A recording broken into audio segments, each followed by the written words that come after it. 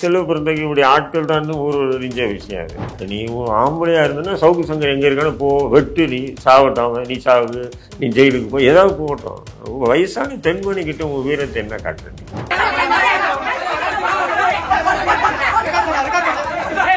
இப்போ இங்கே மாறின விஷயம் எனக்கே தெரியாது. நானே நண்பர்னு வச்சுக்கலாம் சங்கருக்கு. போலீஸ் தான் நிப்பாட்டி அவங்கள கிராஸ் பண்ணி விடுது. பார்த்தீங்களா இல்லையா? கழிவு நீரும் மலத்தையும் எதுவுமே கொட்டுறீங்கன்னு சொன்னால் இது எவ்வளோ ஒரு கேவலமான அரசியல் இது. அப்படின்ற மாதிரி சவுக்கு சங்கர் சொல்லிட்டாரு. அதனாலதான் நீங்க பாத்தீங்களா அந்த வீடியோவை? நீங்க வீடியோ பாத்தீங்களா? திருமாவளவனாக இருக்கட்டும், எதிர்கட்சி தலைவர்கள் எல்லாருமே சவுக்கு சங்கர் அவர்களுக்கு ஆதரவு தெரிவித்து அவங்களுடைய கருத்துக்களை பதிவிட்டிருக்காங்க. ஆமா, ஆதரவு தெரிவிக்கலன்னு சொன்னா அவன் அரசியல்வாதியாகவும் இருக்க முடியாது, ஒரு சமூக செயல்பாட்டாளரும் இருக்க முடியாது, ஒரு பகுத்தறிவாளனும் இருக்க முடியாது, ஒரு புண்ணாக்காவும் இருக்க முடியாது. இதுக்கெல்லாம் ஆதரவு எதிர்ப்பு தெரிவிக்காம இருந்தான். தன்னுடைய தாயாருக்கே இப்படி ஒரு அச்சுறுத்தல் ஏற்படுத்துகிற நிலை இருக்கும்போது இப்போ இனி நம்ம இதை பற்றி நம்ம சவுக்கு மீடியான்னு வச்சுக்கிட்டு நம்ம இந்த மக்கள் நலனை பற்றி பேசுறதோட சும்மா இருக்கலாம் அப்படின்னு தானே தோணும் எல்லாருக்கும். திமுக ஆட்சி கீழே இருக்கக்கூடிய காவலர்களே திமுக ஆட்சி இருக்கக்கூடிய கமிஷனர் நினைக்கிறாரு திமுக இருக்கக்கூடாது, ஒழிச்சிடணும்னு நினைக்கிறாரு. காவல்துறையே வழி அனுப்பி வச்சு அதை ஊற்ற வச்சு இன்னைக்கு மீடியாலாம் எதிர்கட்சிகள் உட்பட ஆளுங்கட்சியை சேர்ந்த விடுதலை சிறுத்தையும் வாழ்வுரிமை கட்சி உட்பட ஆளுங்கட்சி தலைவர்களே கண்டிக்கிற அளவுக்கு கேவலமான நிலைக்கு உருவாக்குறது யாரு? காவல்துறை தடை. சவுக்கு சங்கர் அவர்கள் தனியா இயங்குவாரு, சவுக்கு மீடியா மட்டும் இயங்காது அப்படின்னு. சவுக்கெல்லாம் யாருமே ஒழிக்க அழிக்க முடியாதுமா. சவுக்கு மீடியாவோட முடியலாம். பொன்முடி ஒரு இதுக்கு போகும்போது சேர எடுத்து இப்படி கொட்டினதுக்கு அவருக்கு எவ்வளோ பெரிய வலிச்சு. நீங்கள்லாம் அரசியல் இருக்கீங்க. சங்கருக்கு ஒன்றும் இல்லை, லெஃப்டில் தடிச்சுட்டு போயிட்டே இருப்பான். செல்வ பிறந்தங்க பகிரங்கமாக மன்னிப்பு கேட்கணும். இல்லைன்னு சொன்னால் இதனுடைய இது வேற மாதிரியாக போயிட்டே இருக்குமா? இது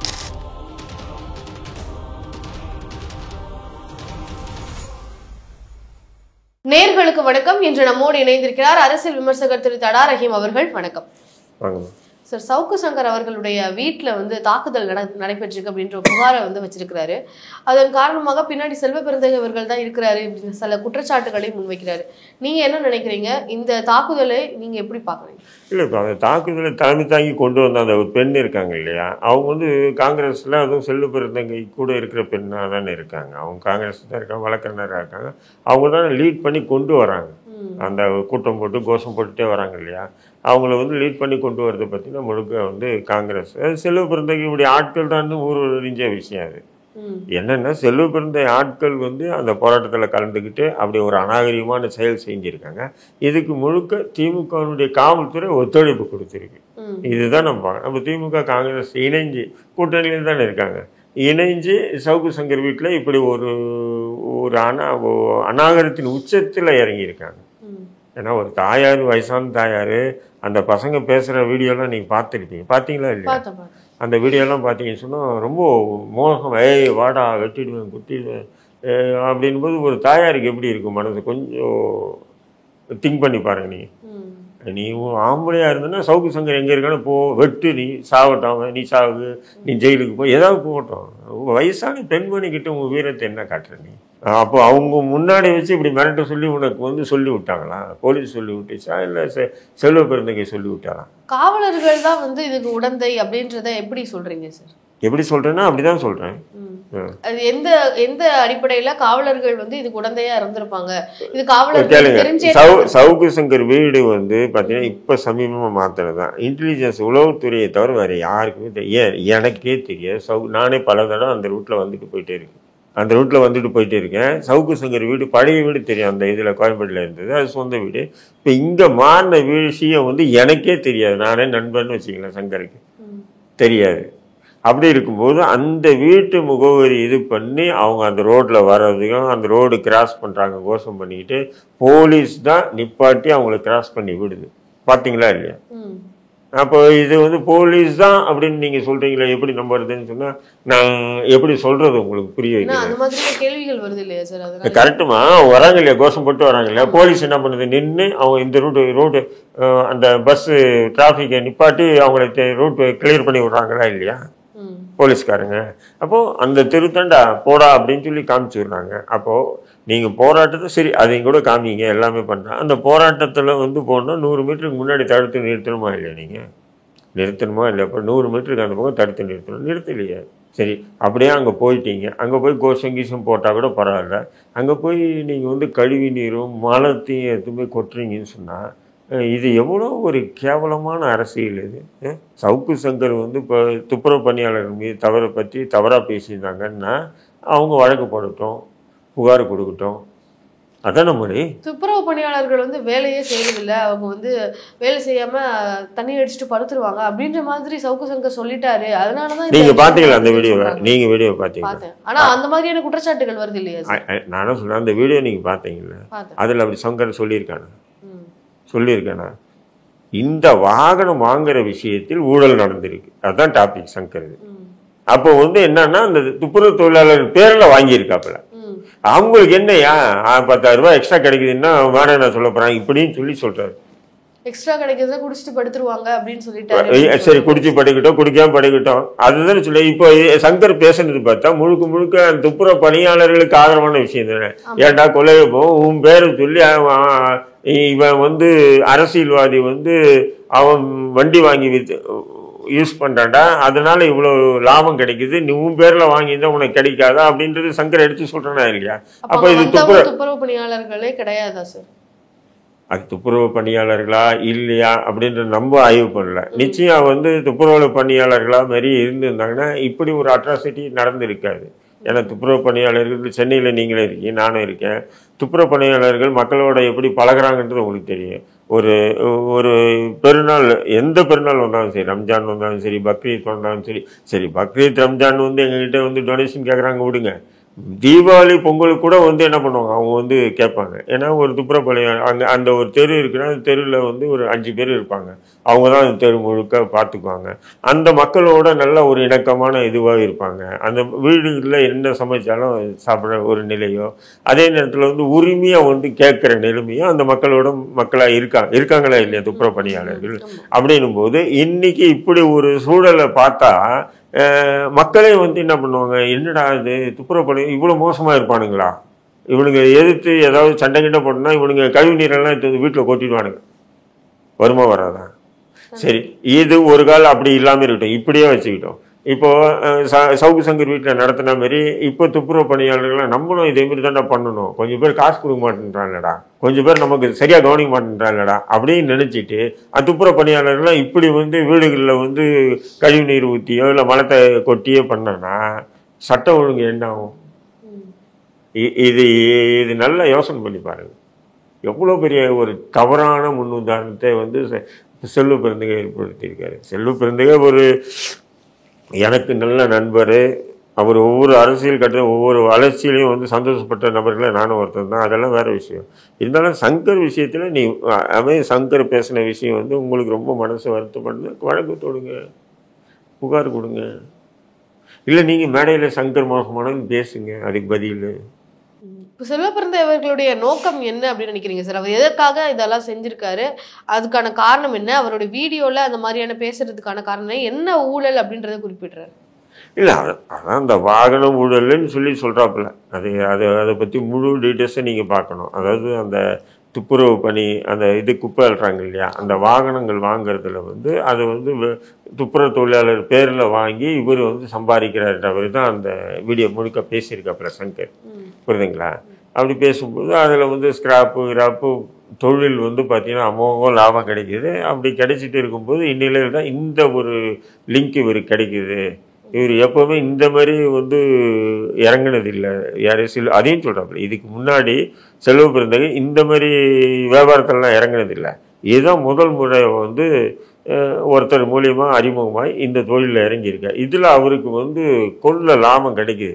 ஆனால் தான் அவர் என்ன பண்ணுறாருன்னு சொன்னால் திமுகவை வந்து எதிர்க்காம அப்படியே காலத்தை ஓட்டுறாரு. இதுதான் சங்கர் பேசுறது. ஓகே சார், ஆனால் இந்த ஒரு பிரச்சனையை ஒட்டி திமுகவில் கூட்டணியில் இருக்கக்கூடிய தலைவர்களும் சரி, திருமாவளவனாக இருக்கட்டும், எதிர்க்கட்சி தலைவர்கள் எல்லாருமே வந்து சவுக்கு சங்கர் அவர்களுக்கு ஆதரவு தெரிவித்து அவங்களுடைய கருத்துக்களை பதிவிட்டிருக்காங்க. ஆமாம், ஆதரவு தெரிவிக்கலன்னு சொன்னால் அவன் அரசியல்வாதியாகவும் இருக்க முடியாது, ஒரு சமூக செயல்பாட்டாகவும் இருக்க முடியாது, ஒரு பகுத்தறிவாளனாகவும் இருக்க முடியாது, ஒரு புண்ணாக்காகவும் இருக்க முடியாது. இதுக்கெல்லாம் ஆதரவு எதிர்ப்பு தெரிவிக்காமல் இருந்தான். சவுக்கு சங்கர் விஷயம், நீங்கள் சவுக்கு சங்கர் மீது 1000 இல்லை லட்சம் விமர்சனங்கள் வைங்க, அது வேறு விஷயம். ஒரு கழிவு நீரை கொட்டி ஒரு பிரச்சனையை உருவாக்கி ஒரு ஒரு மோசமான நிலைக்கு போயிருக்காங்க வயசான தாய்கிட்ட வந்து அப்படின்னு சொன்னா அதுக்கு என்ன அர்த்தம்? அது ஏன் நீங்க கண்டிக்காததான் மனுஷனே இருக்க மாட்டாங்க. நீங்க சவுக்கு சங்கர் மீது 1000 விஷயம். இன்னொன்னு என்னன்னா, ஸ்ரீமதி வழக்கு விஷயத்த இப்ப நிறைய பேர் பேசுறான்.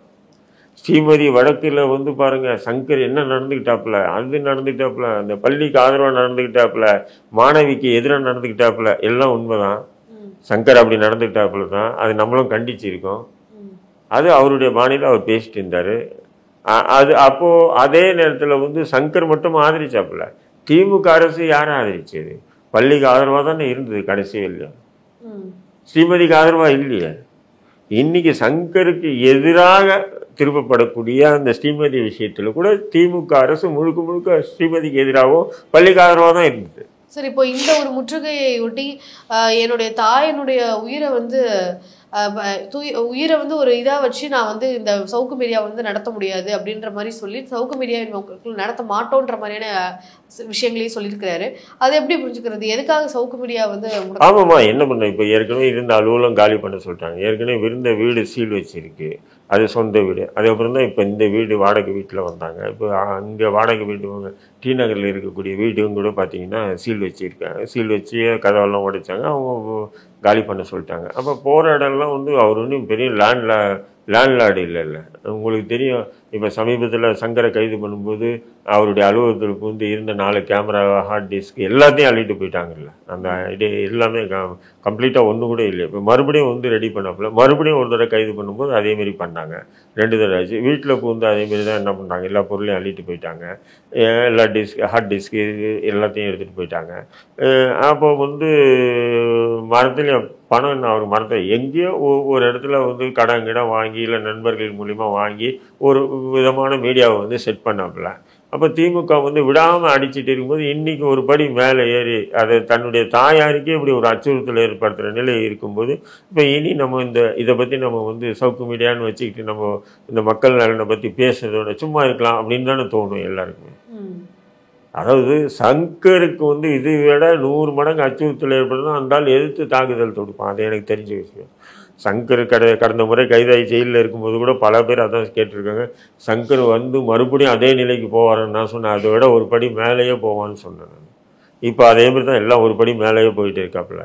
சங்கரை அடக்க முடியாது. அதனால தான் அவங்க தாயார் மூலியமாக ஒரு விதமான அச்சுறுத்தல்களை ஏற்படுத்துகிறாங்க. இது அநியாயத்தின் உச்சம் இல்லையா? சார், அதே மாதிரி சில விமர்சனங்கள் வருது. இந்த ஒரு காணொலியெல்லாம் பார்க்கும்பொழுது சிசிடிவி காணொலிகள்லாம் வந்தது இல்லையா? அவருடைய வீட்டில் வந்து துப்புரவு பணியாளர்கள் வந்து போய் போடுறதா இருக்கட்டும், இல்லை சாக்கடை அள்ளி கொட்டுறதா இருக்கட்டும், இந்த சிசிடிவி ஃபுட்டேஜஸ் எல்லாமே வந்து அவர் வெளியிட்டார். ஆனால் இந்த ஃபுட்டேஜஸ் எல்லாமே வந்து போலியானது அப்படி சொல்லி சில பேர் வந்து குற்றச்சாட்டுகள் வைக்கிறாங்க. அது போலியானது, தேதியே வந்து வேற ஒன்று இருக்குது, இவர் சொல்கிற தேதி வேற ஒன்று இருக்குது, ஃபுட்டேஜில் வேற ஒரு இது இருக்குது, இவர் வந்து சிசிடிவி ஃபுட்டேஜே வந்து போலியாக ஒன்று கிரியேட் பண்ணியிருக்காரு அப்படின்ற மாதிரியான குற்றச்சாட்டு. சரி, அந்த கொற்ற அந்த ஃபுட்டேஜ் அதை பார்த்தேன் நான். திமுக நீங்கள் சோசியல் மீடியாவில் வர்றது தான். திமுகவும் சவுக்கு சங்கருக்கு எதிராக திமுக காங்கிரஸ் சேர்ந்து முட்டு கொடுக்குறானுங்க. அது தப்பு இல்லை, கொடுக்கட்டும் அவங்க கட்சிக்கு. ஆனால் அநியாயத்துக்கு கொடுக்குறானுங்க, இதுதான் தப்பு. ஏன் சொன்னீங்கன்னா, அந்த கொட்டுறானுங்கல்ல, பக்கெட்டு எடுத்துருந்து கழிவு நீரை கொட்டுறாங்கல்ல, அதே நபர்கள் தான் அந்த சவுக்கு அம்மாவுடைய ஃபோனை வாங்கி பேசுகிறாங்களா, அதே நபர்கள். வேற விடுங்க. இவங்க என்ன சொல்கிறாங்கன்னா, அந்த தேதியை பாருங்கள், இந்த தேதியை பாருங்கள், எப்போ கொட்டினாங்க, எப்போ எடுத்து வந்து காட்டினாரு அப்படின்னு சொல்லி சில இந்த செந்தில்வேல் மாரி குப்பைங்க வந்து பேசிட்டு இருக்காங்க. நான் உண்மையிலே இவங்களெல்லாம் வந்து மிகப்பெரிய ஒரு முற்போக்குவாதிகளாக, ஒரு மிகப்பெரிய ஒரு எதோ நினச்சேன் நான். அவங்கெல்லாம் வந்து பகுத்தறிவாளர்களா, முற்போக்கு சிந்தனையாளர்களா அப்படின்னு நினச்சேன். ஆனால் இப்படி திமுகவுக்கு மாமாவில செய்கிற பசங்கன்னு யாருன்னு நான் நினைக்கல. இது ரொம்ப அநியாயம் வேண்டாது. இன்னைக்கு சவுக்குக்கு ஏற்பட்டது, நாளைக்கு உங்களுக்கு ஏற்பட்டா நீங்கள் இதை கண்டிக்கணும். அதாவது சங்கரிடம் எங்களுக்கு முரண்பாடு இருக்கலாம், ஆனால் இது தவறுன்னு சொல்லி கண்டிக்கணும். அத்தனை ஊடகங்கள் எல்லாரும் கண்டிக்கணும். பத்திரிகையாளர் சங்கம் என்ன அமைதியாக இருக்குது, சைலண்ட் மூட்டில் இருக்காங்க. இப்போ பத்திரிகையாளர் சங்கம் வந்து திமுகவுக்கு ஆதரவாக இருந்தால் தான் பத்திரிகையாளர் சங்கம் வெகுண்டு எழுமா, இல்லைன்னு சொன்னால் பதுங்கிக்குமா? சங்கர் விஷயத்துல ஏன் பதுங்குது? சார் ஆனால் இப்போ திமுக இதுல இல்லை சொல்ல வர்றது, அதாவது அந்த எடுத்து ஊத்துறான் பார்த்தீங்களா, அந்த வீடியோவும் சங்கர்கிட்ட அவங்க அம்மா கிட்ட பேசுகிறாங்க பார்த்தீங்களா, அந்த பசங்க ஒரே முகமாக தானே இருக்குது. புரியுதுங்களா? அப்போ இந்த வீடியோ நீங்கள் எதோ மாற்றி அந்த டேட்டு பாரு இந்த டேட்டை பாருன்னு மக்களை குழப்பினாலும் அப்போ 2 வீடியோ ஒன்று தானே சார் இருக்கு, அது 2 நபர்களுடைய வீடியோ. அப்போ இது வந்து பார்த்தீங்க சொன்னால் உண்மையிலே பார்த்தீங்கன்னா போலீஸ் வந்து திமுகவை ஒழிக்கணும்னு நினச்சி, திமுக ஆட்சி இருக்கக்கூடாதுன்னு போலீஸ் நினச்சிருக்கு. அதுவும் சென்னை மாநகர ஆணையரும் நினைச்சிருக்காரு. திமுக ஆட்சி கீழே இருக்கக்கூடிய காவலர்களே வந்து திமுக ஆட்சி இருக்கக்கூடிய கமிஷனர் நினைக்கிறாரு திமுக இருக்கக்கூடாது, ஒழிச்சிடணும்னு நினைக்கிறாரு. ஏன் சொன்னா சட்டமன்றம் நடக்கும்போது யாரும் இப்படி வேலை செய்ய மாட்டான். ஏற்கனவே முதல்வருடைய பிறந்த நாள் விழாவை அத்தனை, அதாவது கூட்டணி கட்சி தலைவர்களை அனைவரையும் அழைச்சி மிக பிரம்மாண்டமான மேடை போட்டு கூட்டம் நடக்குது. லைவ் ஓடுற நேரத்தில் சீமான சம்மன் கொடுத்து வர வச்சு ஒட்டுமொத்த மீடியா திசை அப்படி திருப்பினாப்புல. அது ஒரு தவறு. புரியுதுங்களா உங்களுக்கு? முதல்வருடைய பிறந்த நாள் விழா யார் எல்லாரும் சேர்ந்து கொண்டாடினாங்களா இல்லையா? அந்த விழா நிகழ்ச்சி மக்கள் மத்தியில் பேசு பொருளாக ஆக்கணுன்றது தான் திமுகவுடைய திட்டம். ஆனால் அதை மடைமாற்றி விட்டது யாருன்னா சென்னை மாநகர கமிஷனர். அதாவது சீமான் வீட்டுக்கு போலீஸ் அனுப்பி சம்மனை ஒட்டி போலீஸ் அனுப்பி அங்கே இழுத்து பிடிச்சி அது ஒரு பிரச்சனையாக்கி அடுத்த நாள் சம்மனை இது கண்டிப்பாக வந்து சீமான் ஆஜராகணும்னு சொல்லி ஒரு பக்கம் வந்து முதல்வருடைய பிறந்தநாள் விழா கொண்டாட்டங்கள் அமோகமாக நடந்துட்டு இருக்கும்போது தான் சீமான் அங்கே வர்றது. அத்தனை வீடியோக்களும் என்ன ஆகுது, அத்தனை லைவ் ஸ்ட்ரீமர்களும் வந்து என்ன ஆகுது, சீமானுடைய அந்த காவல் நிலையத்தில் ஆஜரான விஷயமா காட்டுறாங்களா இல்லையா? அப்போ அது ஒரு தவறு. அடுத்தது இப்போ வந்து சட்டமன்றம் நடந்துட்டு இருக்கும்போது எந்த முட்டாளாச்சும் இப்படி பண்ணுவாங்களாம். ஏன் நானும் வந்து பல வருஷமாக இந்த சமூக ரீதியான அரசியல் பணியில் இருக்கேன். ஒரு சின்ன போராட்டம் ஆர்ப்பாட்டம்னா கூட வந்து ரெக்வஸ்ட் பண்ணுவானுங்க, அழுது கையை காலை பிடிச்சி அதிகாரிகள் சொல்கிறேன் நான், வேண்டாம் பாய் இது இருக்குது, இந்த சட்டமன்ற கூட்டத்தொடர் முடிஞ்சதுக்கப்புறம் நீங்கள் இதை நடத்தீங்க, இப்போ நடத்தாதீங்கன்னு சொல்லி கைண்ட் ரெக்வஸ்ட் பண்ணுவாங்க அதிகாரிகள்லாம். அப்படிங்கும்போது இது வந்து இப்படி ஒரு மலத்தை எடுத்துக்கிட்டு பக்கெட்லேயும் கோணிலையும் எடுத்துகிட்டு போகிறத காவல்துறையே வழி அனுப்பி வச்சு அதை ஊற்ற வச்சு இன்றைக்கி மீடியாலாம் வந்து எதிர்கட்சிகள் உட்பட ஆளுங்கட்சியை சேர்ந்த விடுதலை சிறுத்தையும் வாழ்வுரிமை கட்சி உட்பட ஆளுங்கட்சி தலைவர்களே கண்டிக்கிற அளவுக்கு கேவலமான நிலைக்கு உருவாக்குனது யாரு? காவல்துறை தானே. சரி, இப்போ அந்த அத்துமீறிய நபர்களை வந்து கைது செய்வாங்க அப்படின்னு நம்புறீங்களா? இதுவரைக்கும் கைது பண்ணலாம். அதை நம்ம எப்படி புரிஞ்சுக்கிறது? இதுக்கப்புறம் சிபிசிஐடி கிட்ட கொடுத்துட்டாங்க. இது வேற நேற்று இருந்து பார்த்தீங்கன்னா சிபிசிஐடி கொடுத்துட்டாங்க. சிபிசிஐடி ஏதோ வந்து வேற டிபார்ட்மெண்ட் மாதிரி எல்லாம் அதுவும் ஒரு காவல்துறை தான். இந்தியா டிஜிபி சங்கர் ஜிவால் தலைமையில் தான் உள்ள இருக்க ஒரு இதுதான் காவல்துறை சிபிசிஐடி. அதனால கைது செய்யறதுக்கான முகாந்திரங்கள் இல்லை இப்போ வரைக்கும். எப்படிமா இதுவும் அதுவும் ஒன்று தானேம்மா. சிபிசிஐடின்றது வேற எதுவும் வானத்திலிருந்து குதிச்ச தேவதூதர்கள்லாம் இல்லைம்மா. அவங்களும் வந்து ஒரு போலீஸ் தான். அதுவும் வந்து டிஜிபி சங்கர் ஜிவால் தலைமையிலான ஒரு காவல்துறை தான். சங்கர் ஜிவால் வந்து முதல்வர் தலைமையிலான காவல்துறை. முதல்வர் வந்து சங்கர் ஜிவாலுடைய தலைவராக இருக்காரு. இப்போ சவுக் சங்கர் அவர்கள் வந்து குற்றம் சாட்டுறது வந்து செல்வ பிறந்தவர்களை குற்றம் சாட்டுறாரு, திமுக அரசை குற்றம் சாட்டுறாரு. அதே மாதிரி காவலர் அருண் அப்படின்றவரையும் வந்து குற்றம் சாட்டுறாரு. அவரை குற்றம் சாட்டுவதற்கான நோக்கம் என்ன? அவர் எதற்காக இதுக்கு உடந்தையாக இருக்கணும்னு நினைக்கிறாரு? சவுக் சங்கர் அவர்கள் குற்றம் சாட்டக்கூடிய அந்த காவலரையும் எதற்காக அவர் குறிப்பிடுறாரு? இல்லை, கமிஷனர் அருண் வந்து இல்லைன்னா இது காவல்துறைக்கு தெரியாமல் இது நடக்க வாய்ப்பே இல்லைம்மா. இப்போ சமீபமாக அவருக்கு என்ன நோக்கம்? சவுக்கு சங்கர் அவர்களோட வீட்டுல இந்த மாதிரி செய்யணும்ன்றது அவருக்கு என்ன நோக்கம்? அவருக்கு என்ன அவசியம் இருக்கு? யாருக்கு? கமிஷனர் அருணுக்கு. கமிஷனர் எதிர்த்து தானே பேசி ஏற்கனவே பல வழக்குகள் போடப்பட்டதெல்லாம் அதெல்லாம் தெரியல உங்களுக்கு. ஆமா, இந்த ஒரு விஷயத்துல எதுக்காக திருப்பியும் அப்போ அவருக்கு காழ்ப்புணர்ச்சி இருக்கு, இவர் மேல இவர் ஏதாவது சொல்லிட்டே இருக்கணும்ன்றதுக்காக பண்றாங்க. தொடர்ந்து சங்கர் பேசிட்டு தானே இருக்காப்புல. அது ஒரு விதமான உங்களுக்கு வந்து என்னன்னு சொன்னால் ஒரு விதமான ஒரு மன இறுக்கத்துக்கு ஆளாகிறாங்க. அதனால் வந்து சங்கரை இப்போ நம்ம பேசுறதோட சங்கர் பேசுனா நல்லா ரீச் ஆகுது இல்லை, மக்கள் மத்தியில் பெரிய அளவுக்கு இப்போ பேசு பொருளாகுது. பேசு பொருளாகும்போது நம்ம ஒரு கமிஷனர் இருந்துட்டு இவனை அடக்க முடியல, என்னடா இப்படி பண்ணுறான் அப்படின்ற அந்த விரக்தியின் விளிம்பில் போய் தான் அவர் அந்த மாதிரி நடவடிக்கை எடுக்கிற மாதிரி. சவுக்கு சங்கர் வந்து திமுகவுக்கு ஆதரவாக பேசல, திமுகவை எதிர்த்து பேசுறாரு. கமிஷனர் வந்து திமுக அரசு இருக்கக்கூடாதுன்னு நினைக்கிறாருன்னு சொல்றீங்க. அப்போ அவரையே வந்து இவரை இது பண்ணணும்னு நினைக்கிறேன். அதாவது சங்கருக்கு எதிராக நடந்துக்கிட்டாரு இல்லையா, இந்த விஷயத்து கூட கூட்டத்தொடர் நடந்து, அதாவது சட்டமன்ற கூட்டத்தொடர் நடந்துட்டு இருக்கும்போது யாராவது ஒரு பைத்தியக்காரன் கூட இந்த மாதிரி வேலை செய்ய மாட்டான்ட்டேன் நான். அப்போது நீங்கள் வந்து ஒரு ஏடிஜிபி, கமிஷனர் வந்து ஒரு ஏடிஜிபி அப்படிங்கும்போது இன்டெலிஜென்ஸ் அவங்கக்கிட்ட இருக்குது, உளவுத்துறை அதிகாரிகள்லாம் அவங்களுடைய கட்டுப்பாட்டில் இருக்காங்க, எல்லாரும் ரிப்போர்ட் கொடுத்துருப்பாங்க இப்படி ஒரு நிகழ்வு நடக்க போகுதுன்னு சொல்லும்போது அதை நீ நடக்கட்டும்னு அமைதியாக இருந்தீங்கல்ல, அப்போ திமுக கெட்ட பேர் வரட்டும்னு தான் நீங்கள் அமைதியாக இருக்கீங்க. அப்படி தான் நான் என்னுடைய பார்வை, புரிதுங்களா உங்களுக்கு? இப்போ சீமானுடைய விஷயம் கூட அது ஒரு சாதாரணமான விஷயம். அது அந்த சம்மன் விஷயம் அதுவே பெரிய இஷ்யூ ஆக்கினது. அதுக்கப்புறம் சம்மன் இஷ்யூ பெருசாக ஆக்கிட்டு அதுக்கப்புறம் வந்து என்ன பண்ணுறீங்க, அவரை வர வச்சது. அது அவர் ஒரு பொலிட்டிக்கல் ஸ்டாண்டில் ஒரு விதமான அரசியல் தலைவராக உருவாகிட்டு வராருன்றது உங்களுக்கு நல்லாவே தெரியும். அவரை கூப்பிட்டு ஸ்டேஷனுக்கு கூப்பிட்டு அசிங்கப்படுத்தணும்னு நினச்சிங்க. ஆனால் அசிங்கப்பட்டு போனது காவல்துறை தானே. அப்போ இதெல்லாம் வந்து தொலைநோக்கு பார்வையோட இன்டெலிஜென்ஸ் ரிப்போர்ட் கொடுப்பாங்க இல்லையா. அதாவது சீமான் வந்தாருன்னா சீமான் கூட இவ்வளோ கார் வரும், இவ்வளோ மக்கள் வருவாங்க. அப்போது சோசியல் மீடியா உட்பட மெயின் ஸ்ட்ரீம் மீடியா எல்லாமே அவரை தான் ஃபோக்கஸ் பண்ணுவாங்க. அப்போ இந்த நம்முடைய நிகழ்ச்சி, முதல்வருடைய நிகழ்ச்சி டம் ஆகும் அப்படின்ற அந்த இதுவை வந்து சொல்லியிருக்கணுமா இல்லையா அவர்கிட்ட. அப்போ அது தடுத்து இருந்தாங்கன்னா அப்போது இவர் அதான் சொல்கிறேன், வானத்து அதாவது மலை மேலே ஏற நினைச்சு பள்ளத்தில் விழுந்துட்டு இருக்காரு கமிஷனர். அப்படிதான் நான் நினைக்கிறேன்.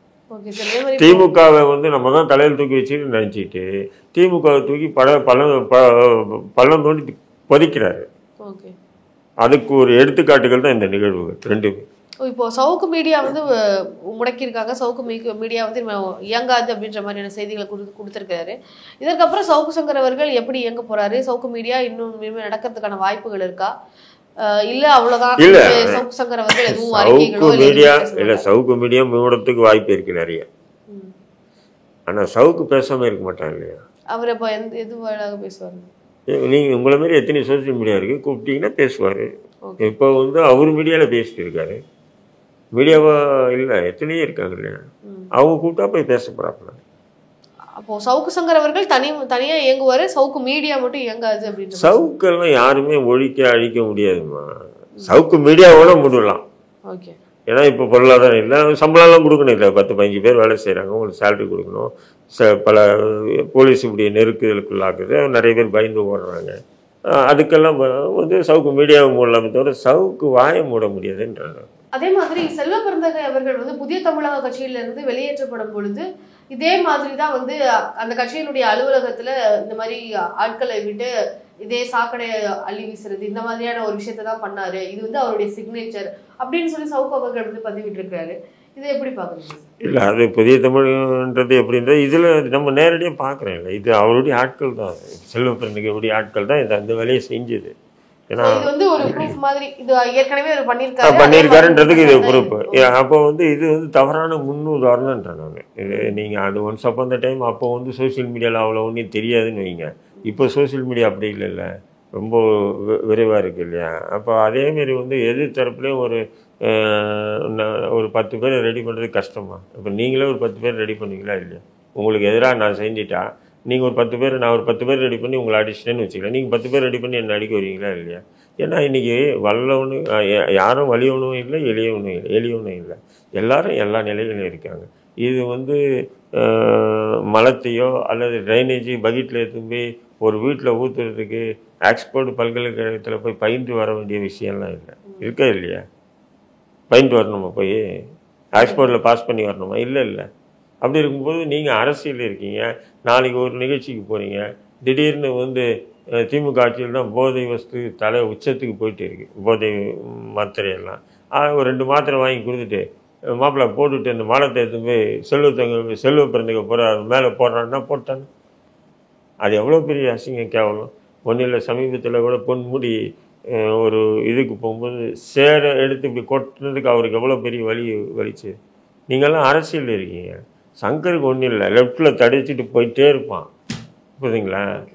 இது செல்வ பிறந்தகை பகிரங்கமாக மன்னிப்பு கேட்கணும். இல்லைன்னு சொன்னால் இதனுடைய இது வந்து வேற மாதிரியே போயிட்டே இருக்குமா? இது வந்து நாளைக்கு வந்து எல்லாருமே இதை கையில் எடுப்பாங்க. இந்த ஆயுதத்தை எல்லாருமே கையில் எடுப்பாங்க.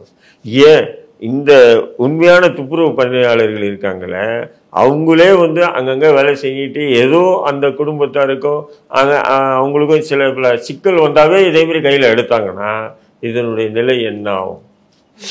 அதே மாதிரி காவலர்களே வந்து அந்த சவுக்கு சங்கர் அவருடைய வீட்டுக்கு போனா அந்த பெண்கிட்ட வந்து பேசுற மாதிரியான ஒரு காணொலி, உங்களை சும்மா போதானே சொன்னேன், இங்க வந்து இப்ப முழக்கம் விட்டுட்டு இருக்கீங்க, வீடை வந்து அப்ப அவரே அழிச்சு நொறுக்கிட்டாரா, நீங்க என்ன இப்படி வீடியோ ஆதாரம்லாம் இருக்கு, நீங்க தானே பண்ணீங்க அப்படின்னு அவங்க 2 பேருக்கும் இருக்கக்கூடிய கான்வர்சேஷனுடைய வீடியோவும் வெளியாகிருக்கு. அது எப்படி புரிஞ்சுக்கிறது சார்? அப்போ அதுதான் நம்ம சொல்லிட்டு இல்லை, இந்த ஆரம்பத்தே சொல்றோம். செல்வ பிறந்தகை ஆட்கள் காவல்துறை துணையில் நடந்த ஒரு அட்ராசிட்டி தான் இந்த நிகழ்வு. இது வந்து சாதாரணமாக கடந்து போயிட்டோன்னு சொன்னால் நாளைக்கு எல்லாருக்கும் இந்த அச்சுறுத்தல் வரலாம். உங்களுக்கு வரலாம், எனக்கு வரலாம், யாருக்கும் வரலாம் இந்த அச்சுறுத்தல். புரியுதுங்களா? சில இடங்களில் நம்ம தவிர்த்துட்டு போவோம். ஏன்னு சொன்னால் நம்ம பயந்து ஒதுங்கிறது இல்லை. அந்த அசிங்கம் நம்ம மேலே பற்றக்கூடாது, அந்த சாக்கடை நம்ம மேலே தைச்சிடக்கூடாதுன்னு நம்ம பார்ப்போம். அதேமாரி அந்த சாக்கடையே நம்ம மேலே ஊற்றுவோம் ஒருத்தர் சொல்கிறாங்கன்னா அது எவ்வளோ பெரிய அசிங்கமான அரசியல், கேவலமான அரசியல் சொல்லுங்க. அப்போது இன்றைக்கி வந்து மகாராஷ்டிராவில் வந்து ஸ்டாண்டப் காமெடியன் குணால் மீது எப்படி வந்து அங்கே சிவசேனா பாஜக இணைந்து ஒரு அரசு பயங்கரவாதத்தை ஏவுறாங்களோ அதேமாரி தான் இன்றைக்கி சவுக்கு சங்கர் மீது தமிழ்நாட்டில் இப்படி ஒரு அரசு பயங்கரவாதம் இயங்கிட்டு. ஓகே சார், இப்படிக்கு சவுக்கு சங்கர் அவர்களுடைய வீட்டில் நடந்த நிகழ்வு குறித்து பல விஷயங்கள் எங்ககிட்ட பகிர்ந்துக்கிட்டதுக்கு ரொம்ப நன்றி.